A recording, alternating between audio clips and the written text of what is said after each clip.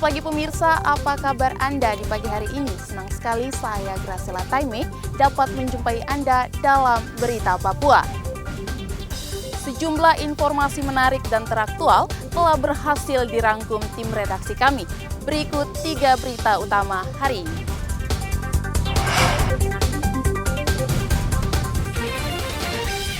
Empat 40 ibu rumah tangga di Manokwari jadi korban penipuan arisan online. Senjata api milik personel Polsek Homeo Intan Jaya dicuri KKB.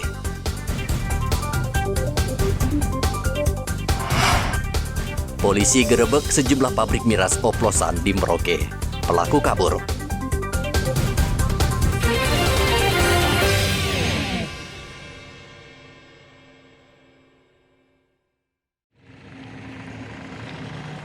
Puluhan ibu rumah tangga di Manokwari, Papua Barat jadi korban penipuan arisan bodong hingga menderita kerugian ratusan juta rupiah per orang.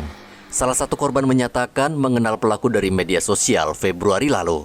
Pelaku meminta dicarikan tempat kos lalu membuka arisan mulai dari Rp100.000 hingga Rp20 juta per minggu.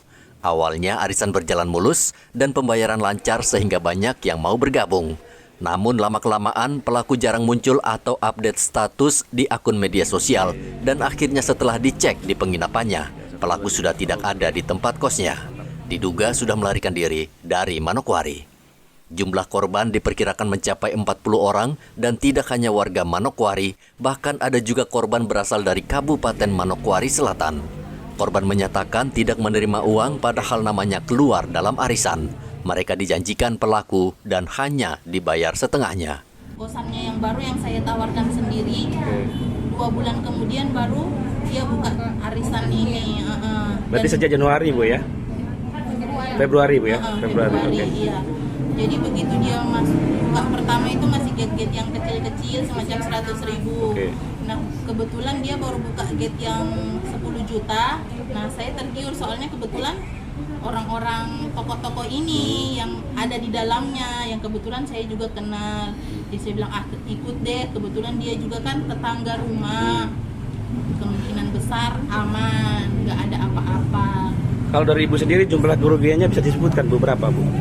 Kalau saya pribadi 15 juta. 15 juta. Itu ada berapa jumlah peserta yang tergabung? Kalau dari yang saya ikuti 2 grup arisan 20 orang berarti. Polisi saat ini tengah menyelidiki kasus ini dan telah mengumpulkan sejumlah barang bukti, seperti bukti obrolan di media sosial dan rekening koran. Edi melaporkan dari Manokwari, Papua Barat.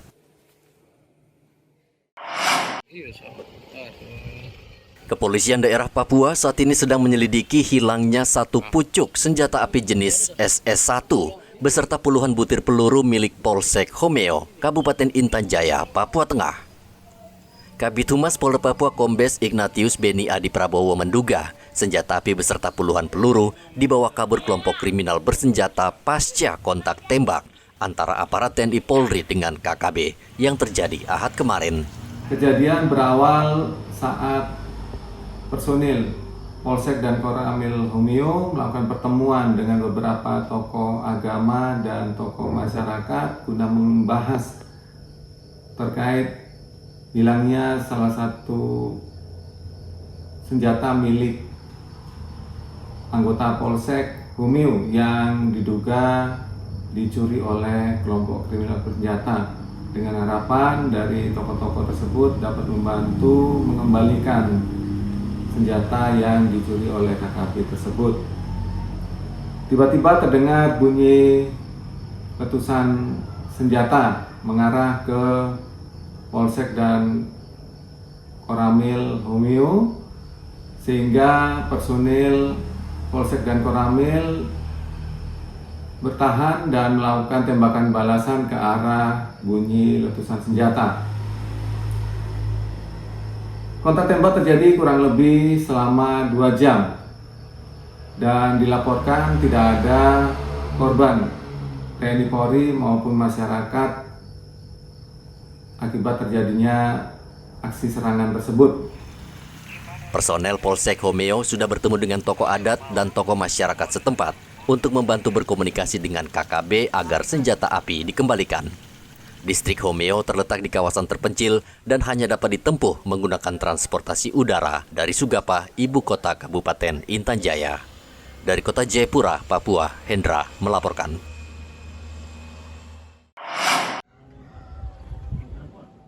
Polisi gencar merazia penjual minuman keras oplosan di Merauke yang masih banyak beredar secara sembunyi-sembunyi.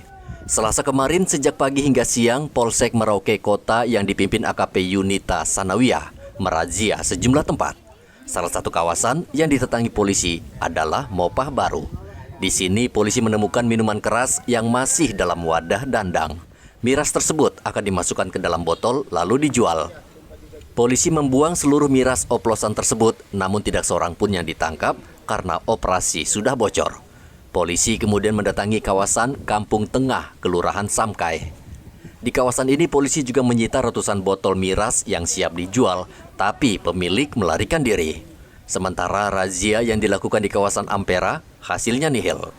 Kenapa kami Polsek Merauke Kota selalu melakukan razia, selalu aktif dan intens terus, karena dilihat tingkat kriminalitas berawal dari minuman keras, di mana masyarakat mengonsumsi dan akan melakukan tindak kriminal, bisa itu di jam-jam kecil, jam-jam rawan. Jadi kami himbau kepada masyarakat apabila mendapati atau mengetahui adanya masyarakat yang melaksanakan produksi Milo, tolong segera untuk info kepada kami Polsek Merauke Kota, karena kami akan langsung terjun ke lapangan untuk memusnahkan minuman lokal tersebut. Dan apabila kami dapati seperti yang sudah kami lakukan ini, langsung minumannya kami musnahkan di tempat.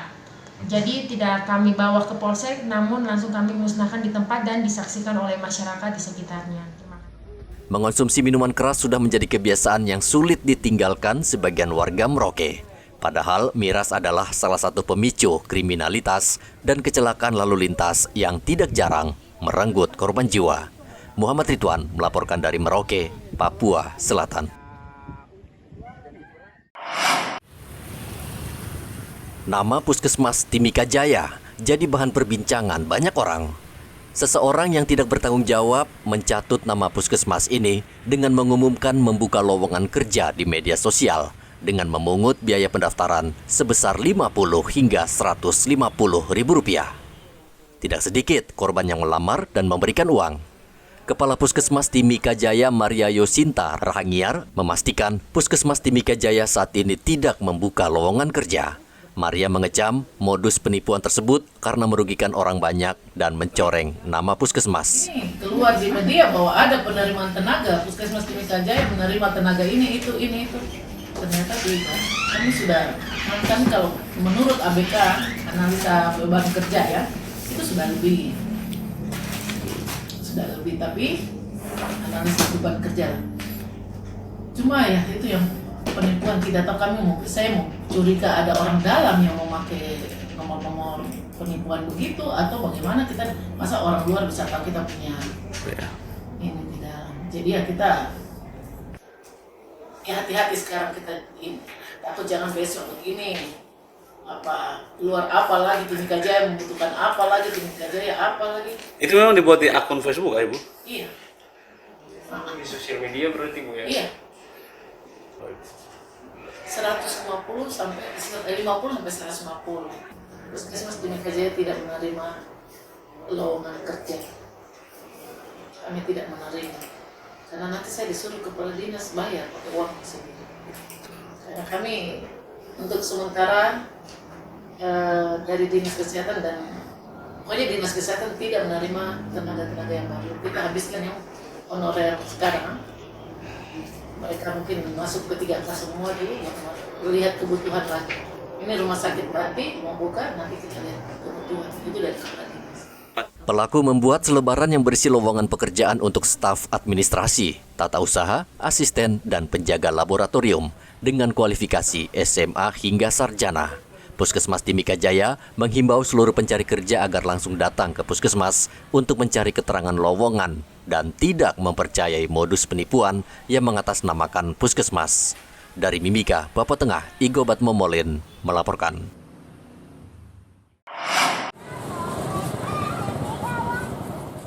Senin lalu merupakan hari pertama bagi siswa baru sekolah dasar masuk sekolah.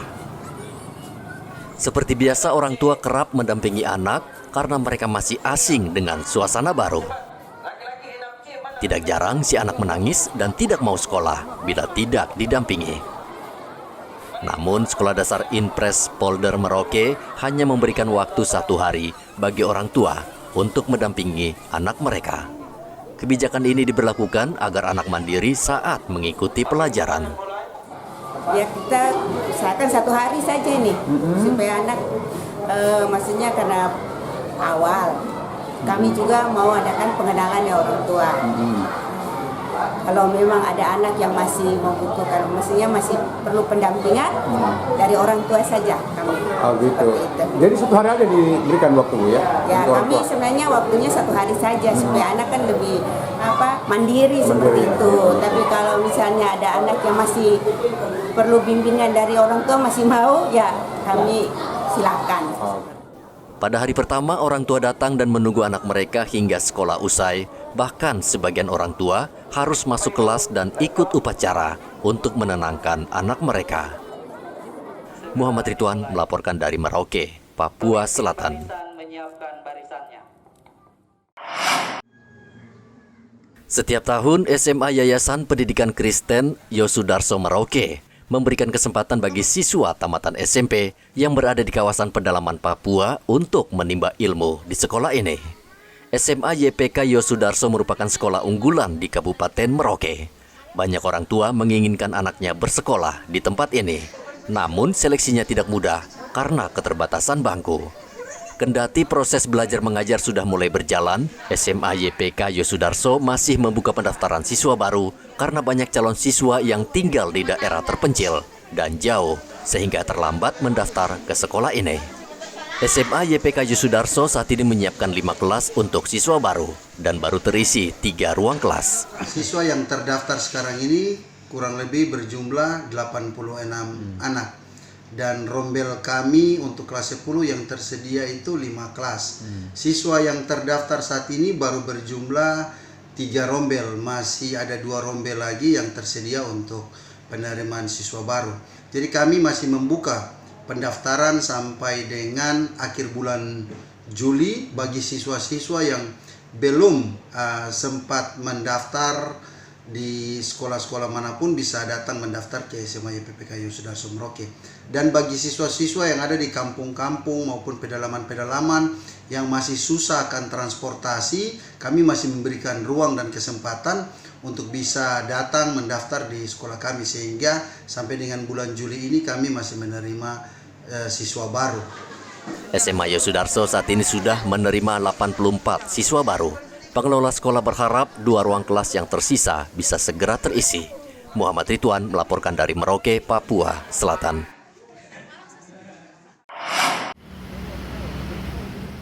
Beberapa sudut kota Timika mulai marak dengan penjual bendera, umbul-umbul, dan aksesoris perayaan 17 Agustus. Jalan Yosudarso merupakan salah satu tempat yang sering dijadikan lokasi berdagang pernak-pernik HUT RI. Husin, salah satu penjual bendera, mengatakan ia sudah seminggu menjual bendera berbagai ukuran, bahkan ada yang panjangnya mencapai 10 meter. Menurutnya saat ini pembeli belum banyak, namun setiap harinya ada saja bendera yang laku terjual. Ini kan baru ikut ini, cuman kan yang ada bosnya juga yang sudah lama di sini. Kalau yang ini 50, yang ini yang polos. Kalau yang ini ada 500, kadang bisa turun hingga 45 sama ini sama. Kalau yang sana yang 45 macam-macam. Kalau yang ini ada 60, bisa turun lagi. Kalau yang dari Jawa. Dari Jawa. Berarti tidak ada yang dijahit di sini, Bu? Tidak ada. Tidak ada. 5.000 yang motor itu. Yang untuk motor? Yang untuk motor 5.000. Kalau keuntungan soalnya masih baru sih, belum ada. Sudah berapa hari mulai menjual ini? Sudah 1 minggu. 1 minggu. Nah, ada ini maksudnya. Ada sih satu-satu sih ada. Ini juga baru pertama ini. Baru pertama ya? Sebelumnya belum pernah. Kalau di Sorong? Di Sorong kerja di bengkel. Oh, tahu mekanik kan? Mau teman-teman sih ikut bagi jualan kita. Sudah berapa hari dong mulai jualan? Baru 2 hari. Tambahnya 2 hari. Kemarin dengan hari. Oke, Mas. Ada yang 8, ada yang 6. 8 dengan 6 sama 7. Kalau itu 8 meter, 6 meter sama 7 meter. Ada yang lebih dari 8 lagi 10. 10 ya?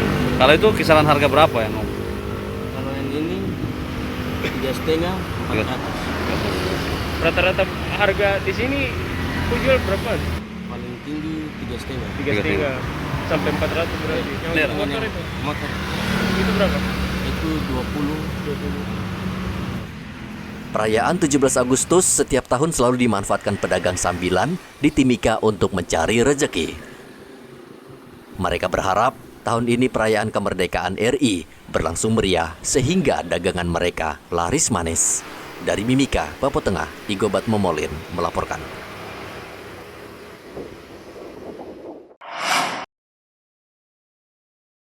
Wakil Presiden Ma'ruf Amin bertemu sejumlah tokoh adat, masyarakat dan tokoh agama, serta pemuda di Kota Sorong, Papua Barat Daya. Pertemuan berlangsung di salah satu hotel di Kota Sorong. Wapres bertukar pikiran dan mendengar langsung keinginan para tokoh untuk membangun dan memajukan provinsi ke-38 itu. Mereka pada intinya sangat berterima kasih kepada Wapres yang mau berdialog. Cita-cita dari pemerintah kita adalah ingin membangun Papua yang cerdas, yang sehat. Nah itu nanti rumah sakit itu penting.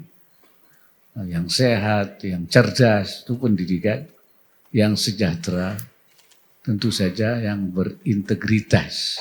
Ya, saya kira usulnya Ibu tadi pendeta itu ya, untuk anak-anak kita itu juga harus menjadi perhatian seperti satu bangunan. Kalau saya tertarik dengan filosofi di Papua ini, 1 tungku, 3 batu. Pemerintah, adat, dan agama. Nah kalau ini kita jaga filosofi ini, saya pikir kita akan bisa menyelesaikan semua persoalan adat. Wapres mengatakan pemerintah pusat tetap berkomitmen untuk mencerdaskan rakyat Papua, memberikan pelayanan kesehatan yang baik, serta membangun Papua. Ma'ruf Amin juga memuji filosofi 1 tungku 3 batu yang menyatukan adat, agama, dan pemerintah. Wapres juga dijadwalkan meletakkan batu pertama pembangunan pusat pemerintahan Provinsi Papua Barat Daya di kilometer 16 Kota Sorong. Topan melaporkan dari Kota Sorong, Papua Barat Daya.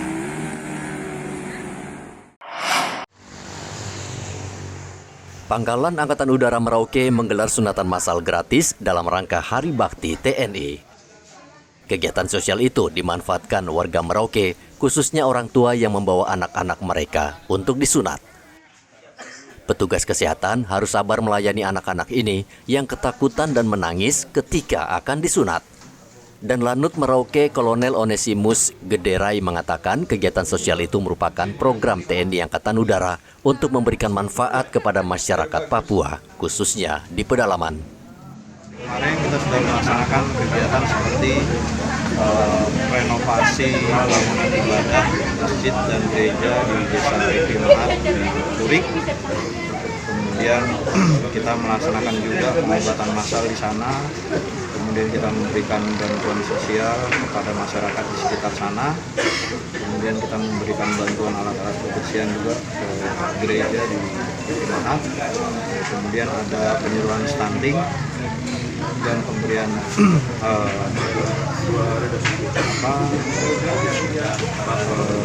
kenang-kenangan kepada. Selain sunatan massal, TNI Angkatan Udara juga membagikan sembako, bibit sayuran, serta memperbaiki masjid, gereja, dan rumah warga. Muhammad Ridwan melaporkan dari Merauke, Papua Selatan. Pemirsa, informasi tadi sekaligus mengakhiri jumpa kita dalam Berita Papua. Saya Graciela Taime, mewakili tim kerabat kerja yang bertugas menyampaikan terima kasih, selamat beraktivitas, sampai jumpa. Wanyambe.